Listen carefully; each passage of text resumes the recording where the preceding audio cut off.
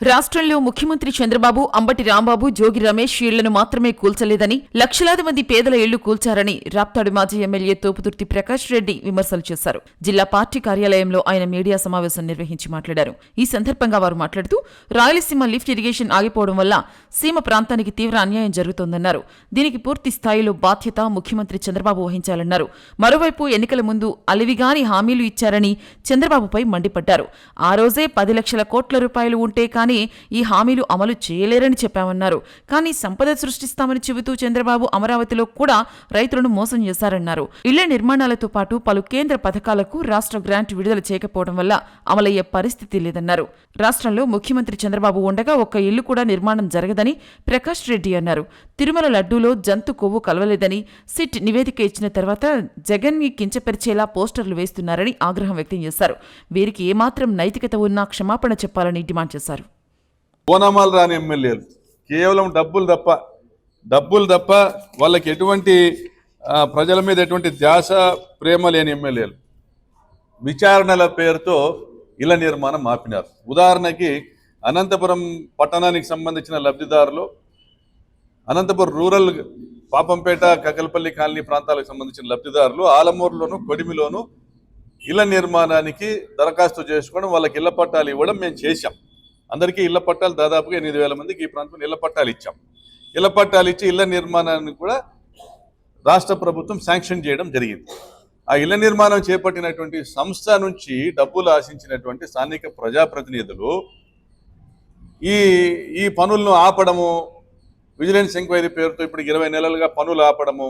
పరిస్థితి ఏంటంటే ఈ కాలనీల్లో ఉన్నటువంటి స్టీలు, సిమెంటు, ఇటుకలు కూడా దొంగల పాలు కావడము, సెంట్రింగ్ మెటీరియల్ కూడా దొంగల పాలు కావడము, విలువైనటువంటి కోట్లాది విలువైన మిషనరీ ఎండకు ఎండి వానకు తడిసి అది దేనికి పనికి రాకుండా పోయేటువంటి పరిస్థితి రావడము, ఆ కాంట్రాక్టర్ తీవ్రంగా నష్టపోవడము, ఇవన్నీ ఒక ఎత్తున ఒక వ్యక్తి, ఒక కాంట్రాక్టర్ నష్టపోవడం పోవచ్చు కాక మరి దాదాపుగా 8,000 ఇళ్ల నిర్మాణం ఆగిపోయింది ఆలమూరు కొడిమి ప్రాంతంలో. ఇదే విధంగా రాష్ట్ర వ్యాప్తంగా పరిటాల సునీత రాసిన లేఖ వల్ల 50,000 ఇళ్ల నిర్మాణం ఆగిపోయింది.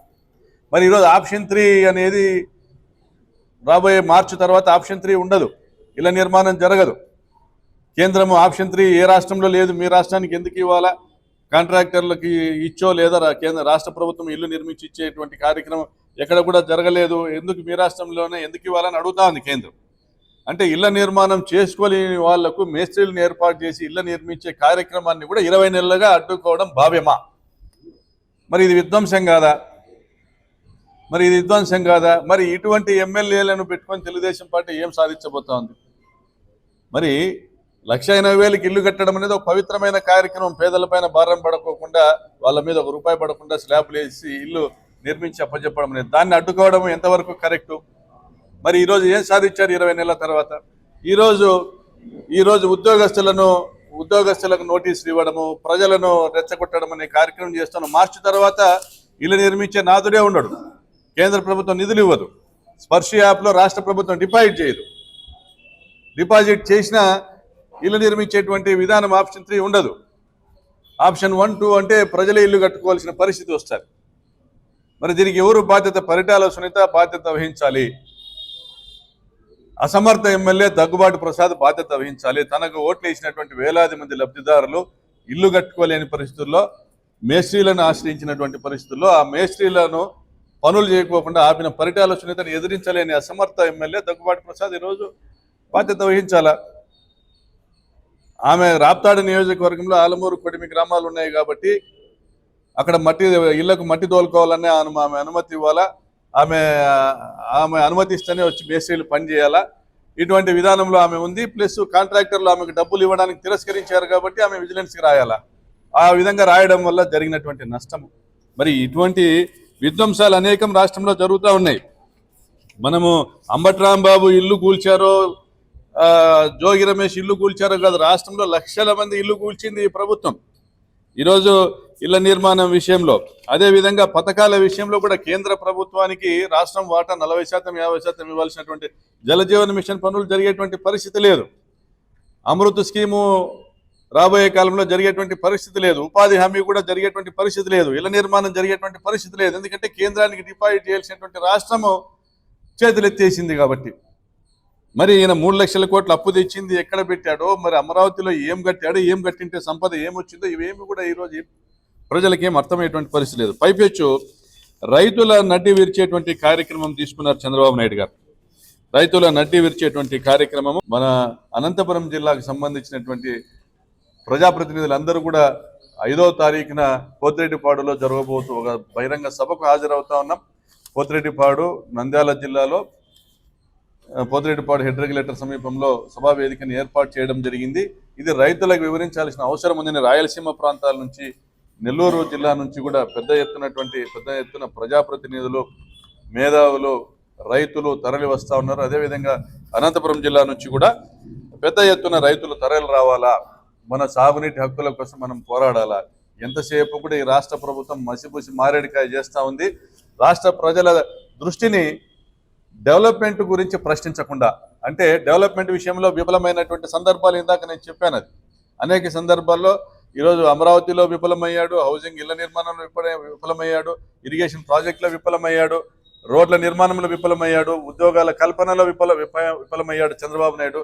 సో అన్నింటా వైఫల్యాలు ఉన్న చంద్రబాబు ప్రజల దృష్టిని మరలించేదానికి తిరుపతి లడ్డు వివాదాన్ని తీసుకొచ్చాడు. సుప్రీంకోర్టు కూడా ముట్టికాయలు వేసింది. మొన్ననే సిట్టు కూడా నివేదిక ఇచ్చింది, జగన్ గారి హయాంలో ఎటువంటి కల్తీ జరగలేదు అని. మరి ఆ తర్వాత జరిగినటువంటి పరిణామాలు కూడా మనం గమనిస్తా ఉన్నాం. జోగి రమేష్ గారి ఇంటిపైన దాడి, అంబటి రాంబాబు గారి ఇంటిపైన దాడి, వీటన్నిటిని కూడా ఖండిస్తున్నాం. సభ్య సమాజము ఇది హర్షించేటువంటి కార్యక్రమాలు కాదు. మీరు ఎవరి ఇళ్ల మీదైనా దాడి చేయొచ్చుగాక, పోలీసులు మీ పక్షాన ఉంటే.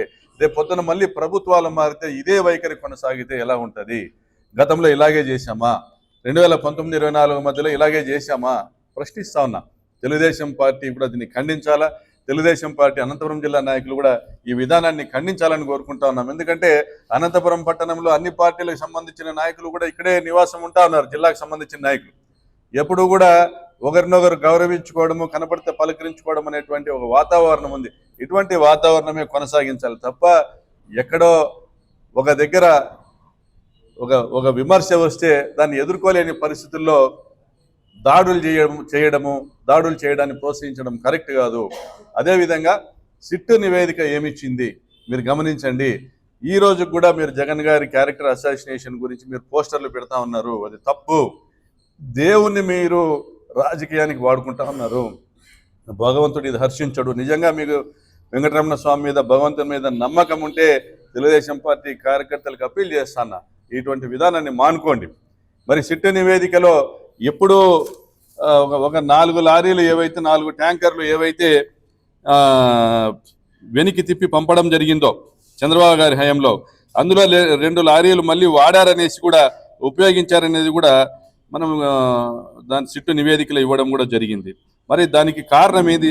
ఫైనల్ సప్లిమెంటరీ ఛార్జ్ షీట్ కూడా వేశారు. దానికి కారణం ఏంది కూడా ఆలోచన చేసుకోండి. జనరల్గా నెయ్యి అంటేనే ఆవు నెయ్యి అంటేనే ఆవు పాల నుండి సేకరిస్తారు, ఆవు పాల నుండి వెన్న తీస్తారు, ఫ్యాట్ కంటెంట్ని బట్టి రైతుకు ధర చెల్లిస్తారు, ఫ్యాట్ కంటెంట్ SNFని బట్టి రైతుకు ధర చెల్లిస్తారు. ఆవు పాల నుండి వెన్న తీస్తారు, వెన్న అంటేనే క్రీమ్ అంటేనే ఫ్యాట్, దాన్ని కరగదీస్తేనే నెయ్యి వస్తుంది. కానీ ఆవు నెయ్యి నుంచి ఏదైతే లడ్డూ తయారీలు కాబడతా ఉన్నాయో ఎన్నో శతాబ్దాలుగా, అవి ఎంతో ప్రాశస్త్యానికి సంబంధించినటువంటి దానికి యొక్క ఎంతో గౌరవింపబడేటువంటి లడ్డూ ప్రసాదాన్ని దాన్ని అవమానిస్తూ పవన్ కళ్యాణ్ గారు పంది కొవ్వు, గొడ్డు కొవ్వు అని వ్యాఖ్యానించడం తప్పు. ఆయన ఇప్పటికైనా కూడా వెనక్కి తీసుకోవాలా. నా వ్యాఖ్యలు సరైనవి కావు, నేను చేసిన వ్యాఖ్యలు కరెక్ట్ కాదని ఆయన వెనక్కి తీసుకోవాలా. అలా తీసుకోకుండా అందరినీ రెచ్చగొట్టి దాడులు చేపించే కార్యక్రమం చేస్తే సభ్య సమాజం హర్షించదు.